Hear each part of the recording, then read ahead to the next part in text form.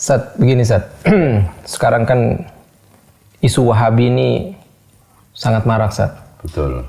Sangat marak dan dipakai di mana-mana Sat. Entah mau dipakai politik, entah dipakai untuk menarik massa, entah dipakai untuk menjatuhkan suatu kelompok. Entah pokoknya Wahabi ini lagi ngetren Sat. Ya, menjadi isu hangat. Iya, menjadi isu hangat. Ya, saya mau nanyain sama antum Sat.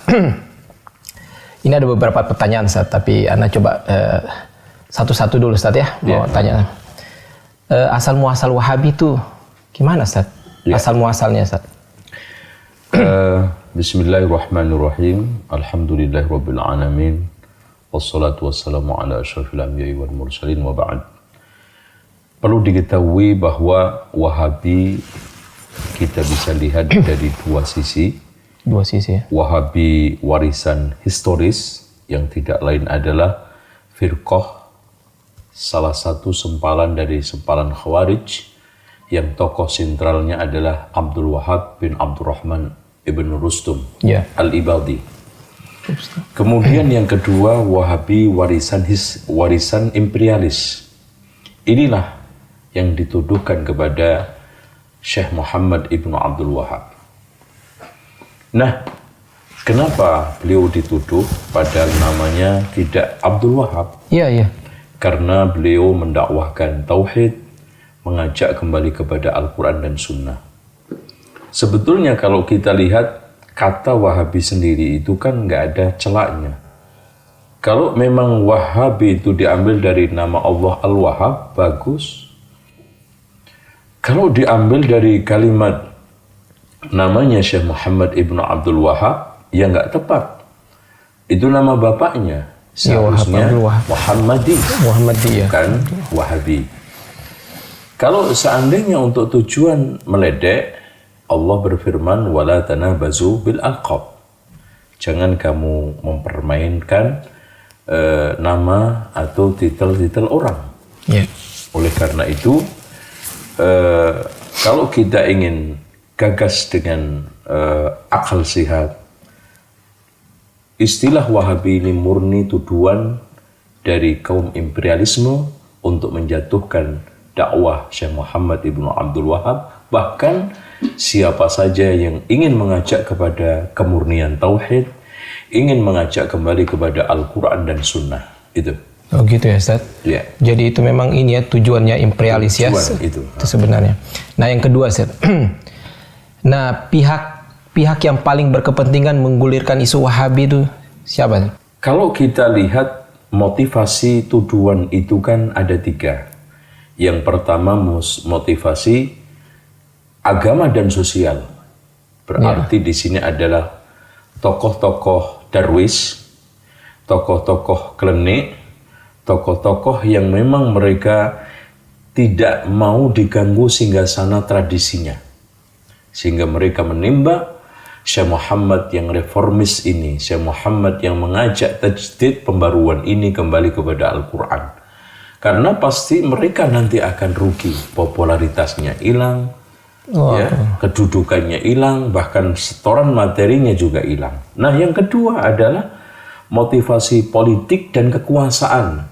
Ini tidak lain adalah saat Turki sudah mulai guncang, dan kekhawatiran dengan dakwah Syekh Muhammad dan pengaruhnya sudah seluruh antero dunia. Akhirnya Muhammad Basha dengan kerjasama anaknya Ibrahim Basha dan nanti Tusun memerangi habis-habisan secara fisik, dan pada saat tidak kuat bahkan tetap kalah, maka isu Wahabi dilemparkan untuk Syekh Muhammad bin Abdul Wahab dan pengikutnya. Nah yang ketiga, motivasi imperialisme, yaitu penjajahan.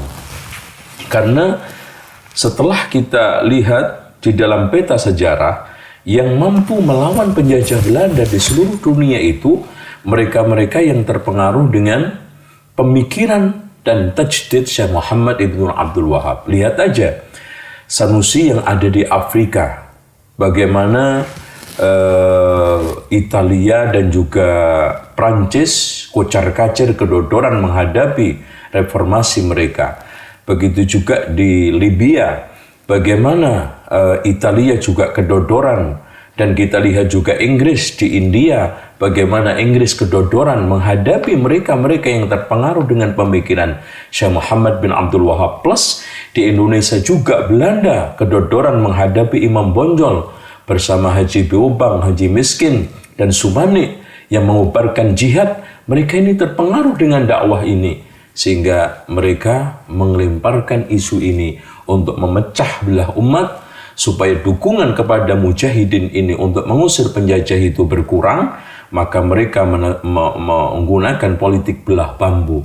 Satunya diangkat, satunya diinjek, yang sering kita kenal divide et impera. Dan nampaknya ini manjur.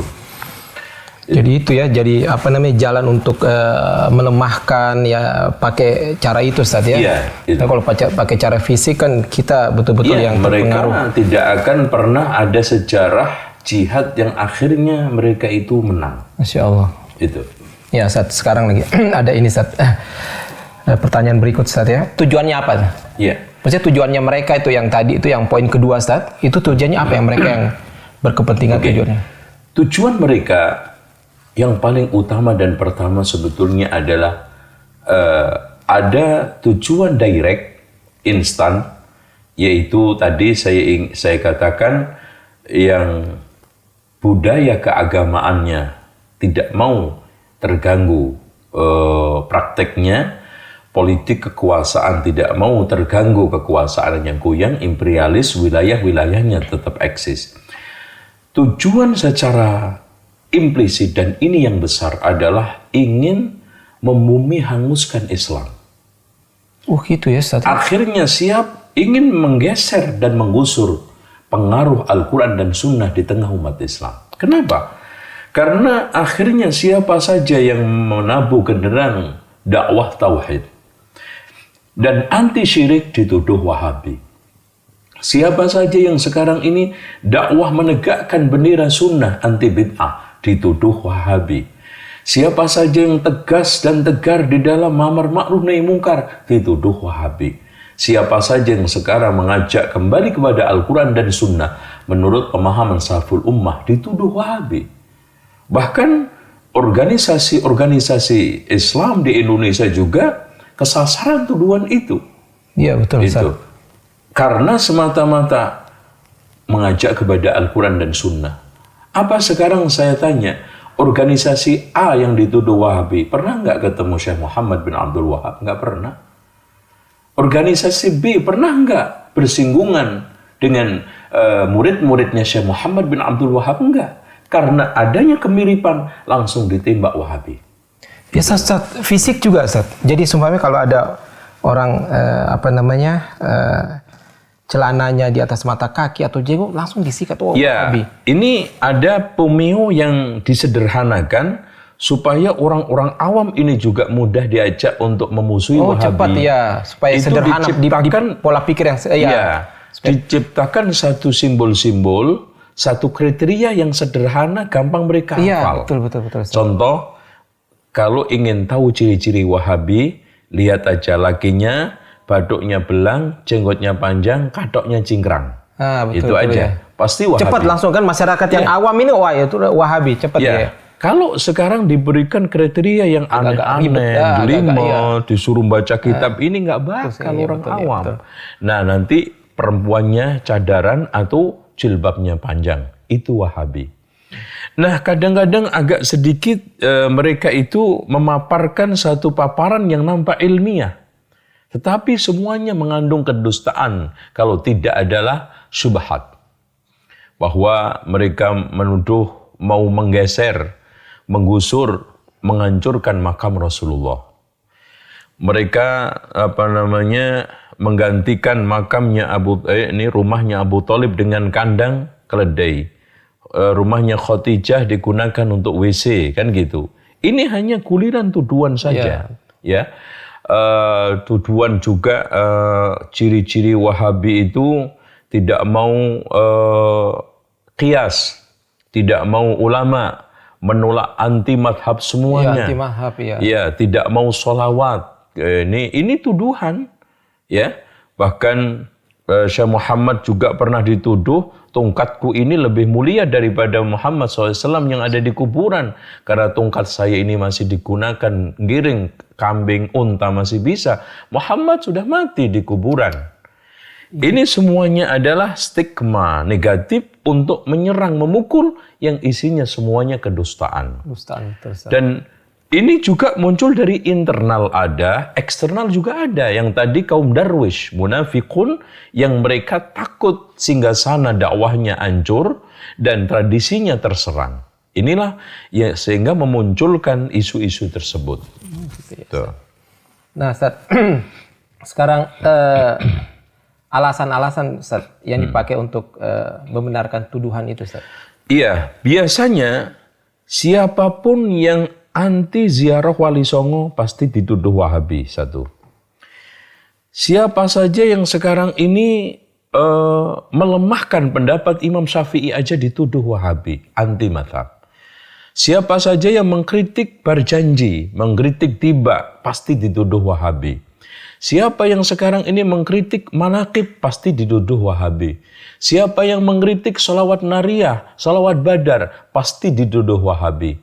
Siapa saja yang sekarang ini menyerang praktek-praktek mereka, ya, yang bid'ah menurut kacamata syariah, dari mulai Maulud Nabi, Isra Mi'raj, Nuzulul Quran, bahkan ruatan mitoni 7 bulanan, pasti dituduh Wahabi. Semua mereka yang mengamalkan tradisi harian yang bertentangan dengan Alkitab wa Sunnah ini kita luruskan, pasti dituduh anti budaya, anti tradisi, itu Wahabi. Intinya secara kriteria sederhananya juga, pokoknya siapa saja yang melarang ziarah kuburan Nabi, ziarah Wali Songo, dan anti tabarruk dan tawasul menurut versi mereka ya. Kemudian yang ketiganya melarang merokok.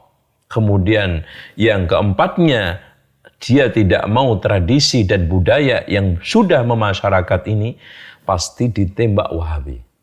Sederhana sekali. Iya. Iya, Ustaz. Ini ada poin lagi, Ustaz ya. Iya. Pihak yang paling berkompeten untuk menggulirkan tuduhan Wahabi itu siapa? Pihak-pihak yang paling berkompeten. Iya. Yang paling berkompeten pertama, kelompok-kelompok tokoh-tokoh yang takut kehilangan tadi lapak-lapak kehidupan agamanya. Sehingga dia membuat suatu berita yang jungkir balik. Ya, Syekh Muhammad bin Abdul Wahab yang mendakwahkan tauhid diplesetkan menjadi suatu plesetan yang negatif. Mengembalikan orang kepada Alkitab wa Sunnah diplesetkan menjadi suatu plesetan negatif, keras, ya, radikal, ya, main kekerasan, macam-macam. Padahal mereka tidak paham bahwa Syekh Muhammad bin Abdul Wahab ketika saat dia melakukan amar ma'ruf dengan tangan, ketika itu didukung oleh amir, didukung oleh khalifah kalau zaman dahulunya, pemimpin. Dan pemimpin man ra'a minkum munkaran falyughayyir biyadihi, sah-sah saja. Tapi mereka tidak seperti itu. Yang keduanya, orang-orang tokoh-tokoh yang tidak paham siapa Syekh Muhammad bin Abdul Wahab itu.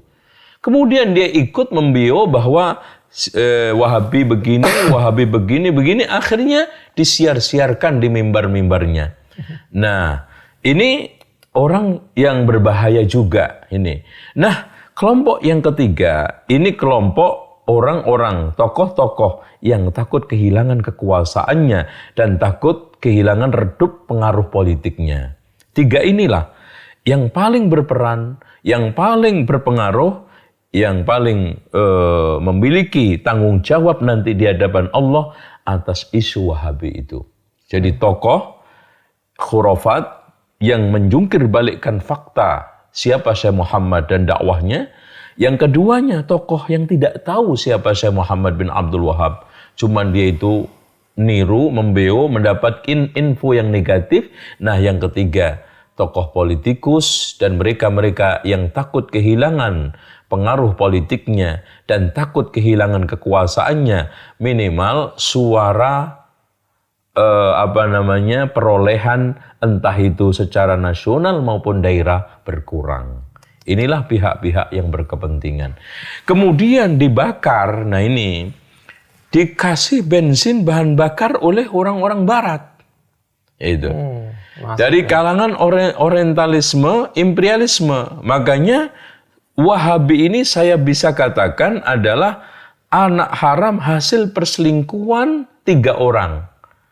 Imperialisme, orientalisme dengan pihak-pihak Darwis yang ada di kalangan Islam tadi. Ini selingkuh, hasilnya haram ini anaknya.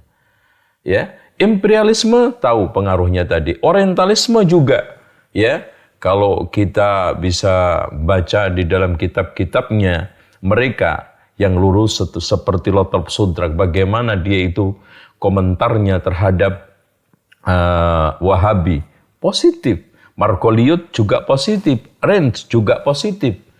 Nah, dari sinilah berarti ada yang menggoreng, gitu. Bahkan tokoh-tokoh orientalisme yang agak objektif ini menyatakan bahwa musuh-musuh dakwah Muhammad bin Abdul Wahab inilah yang memaksakan untuk Wahabi ini diterima dengan dengan berbagai macam resiko buruknya, pahit getirnya diberikan kepada Syekh Muhammad bin Abdul Wahab. Padahal mereka tidak pernah. Sekarang pertanyaannya begini, sederhana. Apakah sekarang Syekh Muhammad pernah mengadakan muktamar untuk organisasi Wahabinya? Susunan pengurusnya? Kemudian Syekh pernah mengatakan di dalam kitabnya eksplisit dan implisit, saya Wahabi? Nggak pernah ada. Dan murid-muridnya juga. Dan mereka-mereka yang terpengaruh, nggak ada sama sekali. Jadi di sinilah suatu hal yang aneh. Kenapa mereka sangat memaksakan dan sangat dipaksakan itu simbol dan juga nama Wahabi, laqab sebutan Wahabi kepada Syekh Muhammad bin Abdul Wahab dan pengaruhnya, tujuannya tadi itu. Karena Wahabi ini sudah terstigma buruk dan sudah memiliki justice yang negatif, sehingga sangat bagus sekali, simple untuk menghantam lawan-lawan dakwah mereka. Sekarang kalau orang disuruh untuk tidak ngaji ke Ustadz Fulan, untuk menjelaskan kenapa, susah. Iya. Tapi, jangan ngaji ke dia. Kenapa Pak? Wahabi, selesai. Enak, betul. Simple banget. Simple, padat, singkat, mudah. Itu. Dan Ustadz, ini yang poin terakhir, Ustadz. Iya. Dan siapa pihak-pihak yang paling diuntungkan dengan isu Wahabi ini? Iya. Dari sekian poin-poin itu, Ustadz, tadi.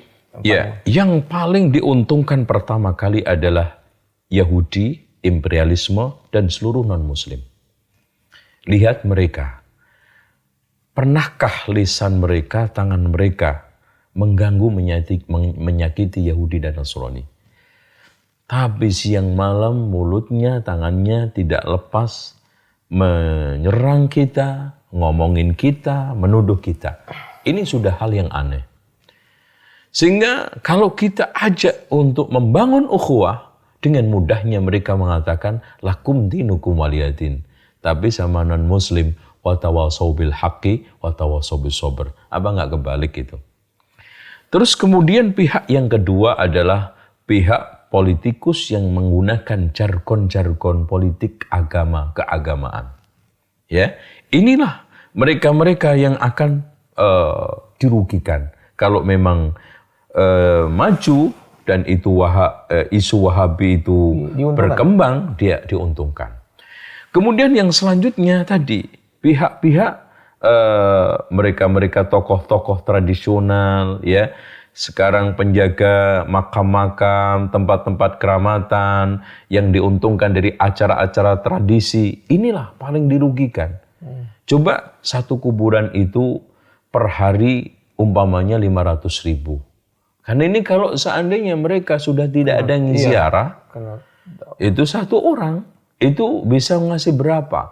Satu kuburan itu ada yang 15.000 pengunjungnya, ada yang 20.000, bahkan ada yang lebih daripada itu. Bahkan memecahkan rekor, ada salah satu kuburan dalam seharinya 45.000. Taruhlah ninggalin 5.000 berapa?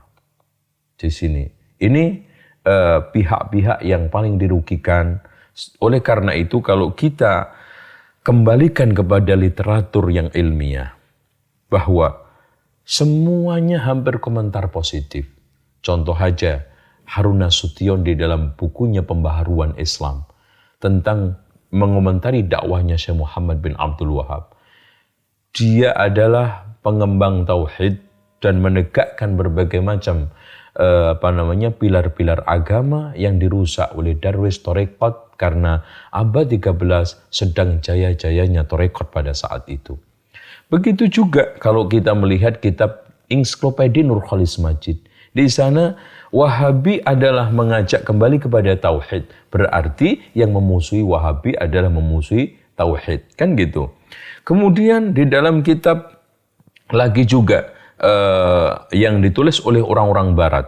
Dari mulai Hadirul Alamil Islami ya, Latab Sodrak juga sangat memuji bagaimana perannya Syekh Muhammad ibnu Abdul Wahab. Dan juga di dalam kitab The Histories of Arabic, ini juga karangan Philip Hitti, juga di sana menyanjung memuji dakwahnya Syekh Muhammad ibnu Abdul Wahab. Terus kenapa sekarang kok ada pihak Muslim sendiri bersikeras kita itu harus Wahabi? Ya, ini suatu pertanyaan yang sangat-sangat aneh kalau kita jawab. Dan mungkin jawabannya tidak lain adalah syubhat, tidak lain adalah keinginan-keinginan untuk menghancurkan karakter Islam kalau tidak tokoh Islam. Inilah proses pembunuhan karakter Islam dan karakter tokoh Islam. Wallahu a'lam bishawab. Ustaz, dengan antum tadi sebut ini poin-poin 1, 2, terus beberapa contoh semua itu Ustaz. Berarti bisa enggak Ustaz, tarik kesimpulan atau tarik kesimpulan gitu Ustaz. Berarti imam yang 4 imam mazhab itu, terus para ulama-ulama kita yang terdahulu, para sahabat sampai Rasulullah itu Wahabi. Ya, kalau sekarang siapa aja yang mendakwahkan tauhid adalah Wahabi. Siapa yang mengajak kembali kepada Al-Quran dan Sunnah adalah Wahabi. Siapa yang sekarang ini mengajak pembaharuan Islam adalah Wahabi, maka ketahuilah bahwa Rasulullah SAW itu juga Wahabi dan pas nama beliau Muhammad dituduh Wahabi seperti beliau. Kemudian juga Abu Bakar, Umar, Utsman, Ali radhiyallahu anhum yang di dalam banyak pernyataannya mengajak kembali kepada Al-Quran dan Sunnah di saat fitnah juga Wahabi. Bagaimana Imam Asy-Syafi'i juga mengatakan in sahal hadisu fahuwa madhabi, juga Wahabi. Bahkan Umar bin Abdul Aziz khalifah yang memperbarui saat itu dikembalikan umatnya kepada Al-Quran dan Sunnah, ajaran tauhid dimurnikan juga Wahabi. Begitu juga Imam Syafi'i, mujaddid yang abad kedua, mengembalikan Islam ini kepada relnya Wahabi. Ini Imam Ahmad ibnu Hanbal yang di sana bersikeras mempertahankan Al-Quran ghairu makhluk karena ingin menghidupkan ajaran salafun soleh, juga Wahabi. Bahkan Abul Hasan Al-Ash'ari yang di dalam kitab Al-Ibanah, akidah saya adalah akidah dari Alkitab wa Sunnah yang diyakini oleh ulama fulan-fulan, akhirnya menyebutkan Imam Al-Bukhari, menyebutkan Imam Syafi'i dan yang lainnya, Wahabi. Kalau seperti ini, semua siapa saja yang mengajak kepada pemurnian tauhid, kembali kepada Al-Quran dan Sunnah, dan plus yang tidak kalah pentingnya, melakukan pembaharuan untuk menyingkirkan berbagai macam kerak-kerak yang mengotori Islam dari mulai bid'ah, khurafat, tahayul, ini juga Wahabi. Masya Allah. Itu. Dan ini akhirnya nggak ada Islam. Masya Allah. Udah nggak ada Islam. Itu yang diinginkan mereka. Yang diinginkan akhirnya wala yazaluna yuqatilunakum hatta yaruddukum an dinikum in istata'u. Mereka senantiasa terus-menerus memerangi kalian siang malam, tidak mengenal patah arang, sampai kalian kembali kepada agama mereka dan tidak lagi mencematkan embel-embel Islam yang murni tadi, Islam yang sahih. Suatu hal yang aneh, orang yang mengajak kepada Islam yang murni asli dituduh Wahabi. Padahal apa aja yang murni kan pasti bagus. Lihat, spare part mobil yang asli, bagus enggak? Obat yang asli, bagus enggak? Budaya aja yang asli dihidup-hidupkan, tarian asli dijaga, bahkan pewayangan itu menjaga pakem wayang supaya enggak berubah. Tidak pernah dipersalahkan. Kenapa Syekh Muhammad Ibnu Abdul Wahab ingin menjaga kemurnian dan keaslian Islam dipersalahkan, dituduh Wahabi? Aneh, tapi nyata. Iya. Dan kalau kayak gitu berarti anak Wahabi. Iya. Iya. Berarti anak senang Wahabi. Alhamdulillah. Iya. Ustaz. Iya. Dulu kan Muhammadiyah, Iya. Al-Irsyad, itu kan dituduh Wahabi, Ustaz. Iya, betul. Termasuk juga Persis. Iya, Persis juga dituduh Wahabi. Terus hilang, Ustaz. Hilang redup gitu loh. Iya. Sekarang muncul lagi, tambah keras, Ustaz. Apakah ada apa ya, negara atau ada paham atau apa yang pihak tertentu yang pihak tertentu yang goreng, memanas-manasi, provokasi ya. Kompori atau memang ini, Ustaz, bermain di situ, Ustaz. Ya Iya. contohnya Syiah gitu atau yang lain coba. Ya, memang kalau kita lihat sejarah Syiah di Indonesia ini timbul tenggelam. Dan Syiah itu sudah masuk ke Indonesia sejak abad ke-10 Masehi. Dan selalu menimbulkan kontras antara umat. Bagaimana umat Sunni dengan kaum adat diadu di Sumatera oleh Syiah di belakangnya ternyata. Kemudian di Jawa, bagaimana akhirnya Amangkurat I membantai di alun-alun Surakarta 6.000 ulama Giri Kedaton. Ternyata setelah kita usut di belakangnya itu ternyata Syiah. Manunggaling Kawula Gusti. Jadi begitu juga tuduhan-tuduhan Wahabi ini. Dari kelas internasional dan nasional itu ternyata di belakangnya selalu Syiah. Ya. Makanya lihat aja, kalangan-kalangan tradisional ini yang kenceng menggulirkan Wahabi, kalau dia tidak dekat dengan orang Syiah, atau dia itu Syiah sendiri sedang bertakyah di organisasi itu. Ya. Dengan demikian, kita harus pahami, pihak yang sekarang paling lantang dan dalam sejarahnya yang menggulirkan Wahabi itu adalah Syiah. Cuma dia itu ngait supaya nggak ketahuan. Orientalisme diajak, kaum tradisional diajak, Darwis diajak, supaya membuat satu taktik melempar batu sembunyi tangan, maling teriak maling. Ini yang harus kita pahami. Dan kita juga jangan lupa, sejarah dimanapun Syiah itu ada, pasti yang diserang dulu adalah mereka yang mengajak kembali kepada Al-Quran dan Sunnah. Kenapa? Karena pihak inilah yang nanti paling tahu kebobrokan Syiah itu. Kemudian tahapan kedua, menggulirkan isu-isu Wahabi untuk memojokkan yang mengajak kembali kepada Al-Quran dan Sunnah dan tahu kebobrokan Syiah itu. Nah, pihak yang ketiga, mereka mengajak masa-masa yang ini, yang Darwis, yang tradisional, yang orang-orang awam ini, sambil bertakliyah, kayak bagian dari mereka mengajak untuk menyerang, entah berupa pemikiran atau fisik. Ini yang harus kita pahami.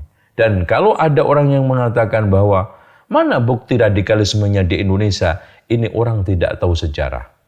Bagaimana dulu permusuhan mereka dengan Muhammadiyah atas nama Wahabi, banyak korban dari kalangan Muhammadiyah.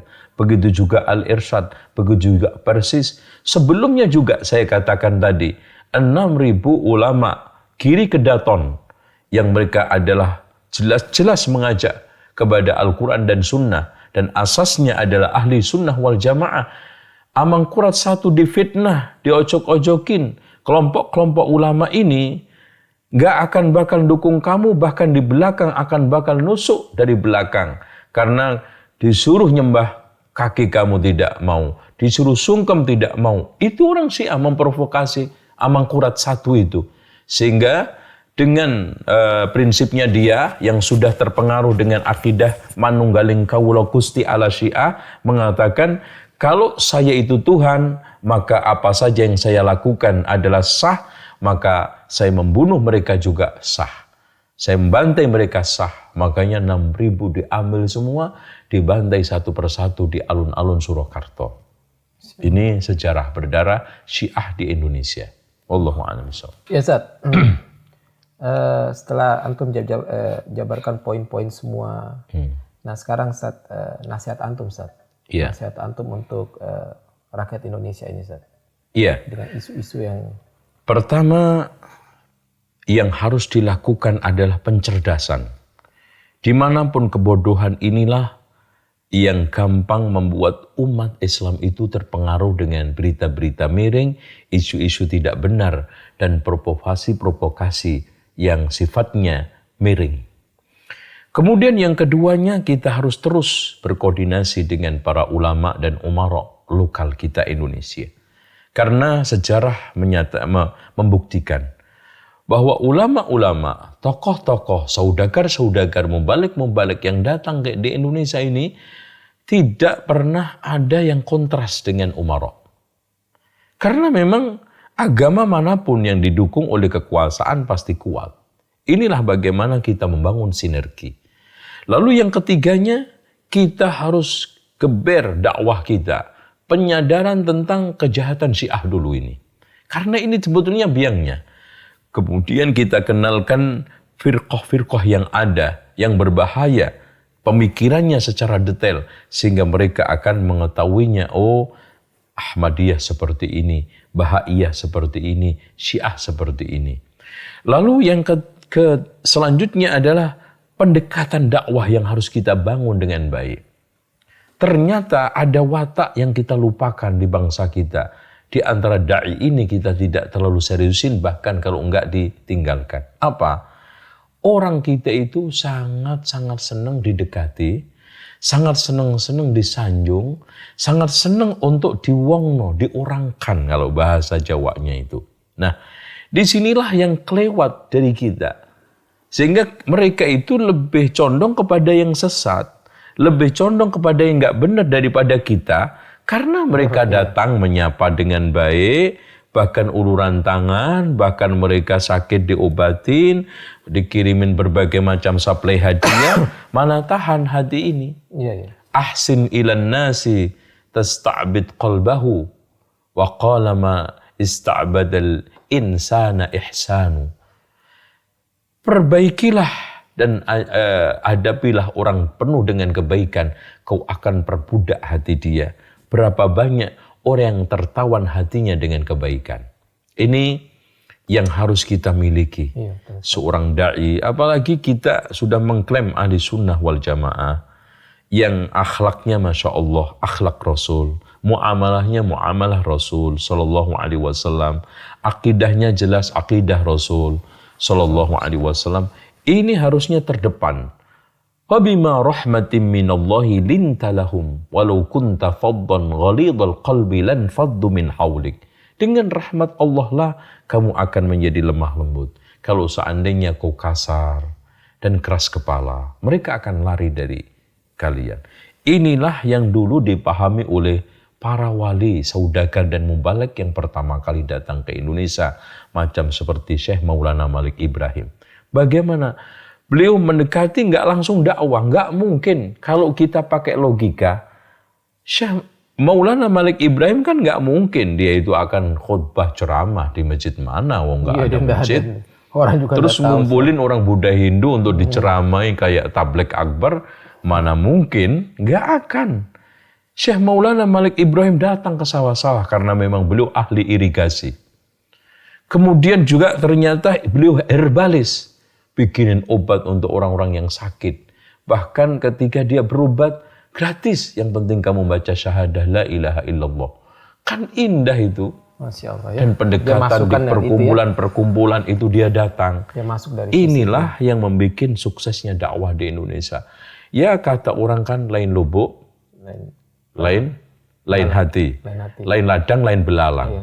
Artinya watak orang Indonesia itu memang pengen diangkat, deket, gerapia, ya, bahkan diakrabin, itu seneng. Nah kita ketemu nggak salam, berpapasan, nggak nyapa, Senyum. nggak senyum. Bahkan kadang-kadang tampilan kita itu kayak makhluk langit yang baru turun seminggu lalu. Wah, seremnya setengah mati. Seperti buser. Iya, Bujang serem. bagaimana orang akan dekat dengan kita. Gitu. Ya, ya, Ustaz. Ya, sekolah khair, Ustaz. Waalaikumsalam.